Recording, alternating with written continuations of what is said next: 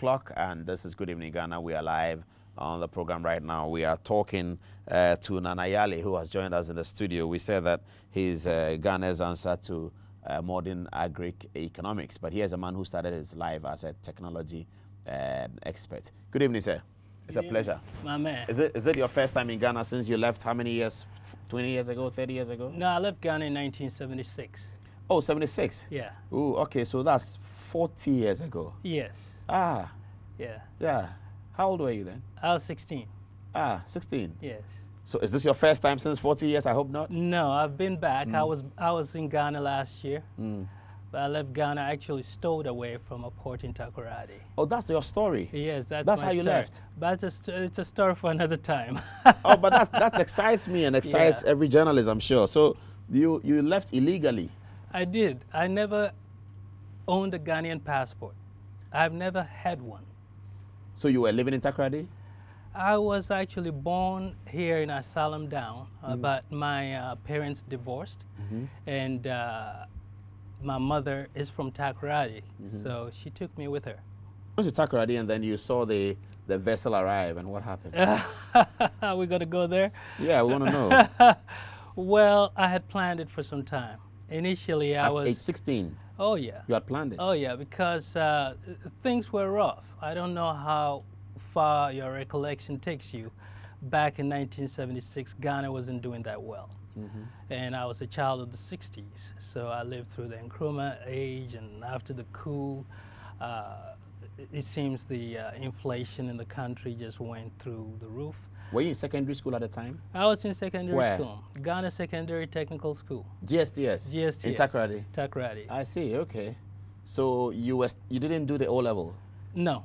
You left? I left. By the vessel? By the vessel. So what did you tell the vessel people for them to put you in? I actually hid in the vessel. They didn't see you? No, I was cut some time later, a couple of days later, and I was led to the captain's bridge, and I was interrogated thoroughly. It was a very painful inquisition in a way, but I survived it by the miracle of the Lord Almighty. And it's a long story, but... So where did the vessel drop you? Vessel dropped me off in Liberia. In Only? Monrovia, yeah. Only? Yeah. And I managed to leave Liberia after meeting a family friend, and he helped me out, got me my first passport. Liberian passport? Liberian passport. And I snuck out of Liberia, ended up in Abidjan. Oh, back? Yeah. Coming nearer home? Yeah. I stopped out in Abidjan, and I actually went on board another ship. The name of the ship was An Angel Lock. It was a Greek ship, and I spoke to the captain, told him I was an orphan because my mother had died tragically when I was 12 years old, and her family had abandoned me. She died in my hands when we were walking on a Sunday afternoon. And she was ran over by a drunken driver in Takoradi. And, you know, for lack of ambulances in Ghana, you know, what could you do? So she bled to death in my arms. Sorry to hear that. Yeah, it's a chilling yeah. story. So then Abidjan, what happened? Well, Abidjan, I got lucky. The captain of a ship took me on board. We sailed to Marseille, France. I told him I had some issues. I needed to come back home to Ghana. And so they let me go. They gave me some money, and they gave me a one-way ticket back to Accra. By air? By air. At the airport, however, as soon as the agent and the chauffeur that dropped me off, as soon as they took off, I left the airport and took a cab to the train station and took the train up north. My whole objective was I wanted to put myself back in school, but I had heard somewhere that the Scandinavian countries were much more generous and much more understanding. I took a train, ended up in Oslo, so I ended up going to a boarding school, enrolling myself over there. The principal of the school, the headmaster, his family, they adopted me, helped me get all my documents in Norway, and they treated me as one of their own. As soon as I completed the high school, I went to Sweden to go to university, yeah. And you studied technology, one of the famous schools for technology. Yes. A situation led me to Los Angeles shortly after I graduated. And I got some kind of a recruitment proposal, and I went into the entertainment industry. Made some money working at Fox Television. Rupert Murdoch had launched Fox. In Los Angeles, we called it KTTV, which was the local Fox broadcast, not Fox News Network, the actual television network. And I was assigned to run the on-air promotional. So long story short, you fast forward a few years later, a buddy of mine, told me about the so-called internet, the evolution of this. Which year was this? Initially, we started the conversation in 1997. This is when you were in KTTV in Yes, Los Angeles. exactly. It's 1997. Yes. Okay. Yeah, I was just about to leave KTTV. I was stressed out, and I needed something creative because I was tired of the same old grind. Yeah, so that went well. I actually spoke to him. We started discussing the means of this new medium. We knew the information age was, coming. And we decided to figure out what was going on, because at the time people were streaming videos on 56 kilohertz telephone lines. We call them ISDN. But the most you really got was about 37, 42 kilohertz of speed. That means it was very slow. It was very slow. Okay. But it was slow enough for, when you were sending an email, it took a while. The hourglass will show up on the screen and you wait and tap your feet for a while. But we decided to go bold. We wanted to bring television onto the internet, and initially our concept was the same as Netflix of today. 97.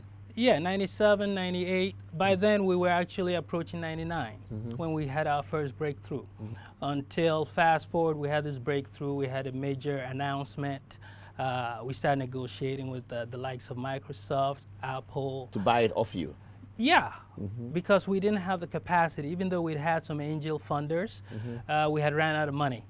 And we needed some money. And we had grown.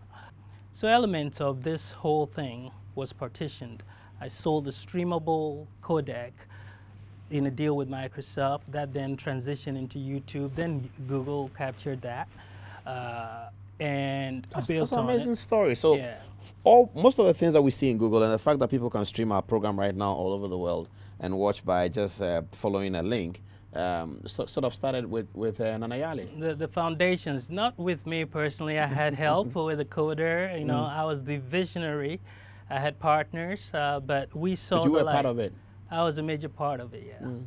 Okay, Yeah. but that's a great Ghanaian story, and we're very proud of that. We're just sorry about the beginnings and the loss of your mother and all of that. I'm sure a lot of viewers are worried about. Yeah, God has His sorry about ways. that. Yeah. Okay, so you want to come here and make ethanol an available commodity, Very available. which will be able to power some of our plants Yes. and give us energy, Yes. because you found that Ghana and some West African countries are struggling with energy. Being from Ghana and knowing how Ghana has had a lot of problems with the power issues, we decided to kind of go full throttle in that direction and push that and start basically building the foundation here, especially in the ECOWAS. Okay. Yes. But the raw material out of which you get ethanol is what? Sugarcane. We started a concept that blossomed. And so with some strategic partners, decided to bring together some scientists, engineering, these types of genetically modified seedlings that were derived from sugarcane ancestors. So we got into a germ plasmic situation and hybridized the sugarcane as you know it to then come up with something called energy cane. So out of genetic modification of crops, you have produced a seedling that is originally from sugarcane, but is mixed with something else. And so when you plant that, what comes out is something that looks like sugar cane? No, no. Okay. So it's sugarcane, pure and simple. Okay. So nothing unique about it. But our model at Agro-Brasilia is against genetic modification. Yeah, I was going to come to that. Because Yeah. we have taken a position against that in Ghana. Oh, yeah. And we're here to promote that. Okay. You have to promote the position against genetic modification of foods. Exactly. And against Monsanto and all of this. I am totally against Monsanto. Okay, that's a conversation for another day. For another day, yes. Okay. But for the non-edibles, which energy cane is, it's going to be turned into fuel, biofuel. The biomass, which are the remnants after processing ethanol, the stalks, the leaves. So that's what you're going to do in Ghana? Exactly. Ghana needs solutions like this. One plant will generate 135,000 megawatt hours of electricity per year. Say that again. Say that again. 135. No, in Ghana, we're looking for. We are now operating about 2,500 megawatts. That's our total demand. We're Right. probably heading towards 3,000 very soon because we're growing very fast. Right. So what are you saying? You're bringing what? One plant is going to bring what? 135,000 megawatt hours per year of electricity, which 135,000. Yes. There's a plant right now in northeastern Brazil that is proven. It's a pioneered concept. With ethanol as pure ethanol, nothing but ethanol derived from energy cane. It's capable. 135,000 can power West Africa. No, not necessarily. It depends on how you break it down. But as we have conducted our research, powers now 300,000 homes, uninhibited. Okay. Year round. And does it not depend on the consumption of the homes? Have you looked at whether it's average consumption or it's high consumption? And I'm being very conservative with the numbers, but we can guarantee 300,000 homes powered, unhampered, year round. And it will produce that every year? It will be constant.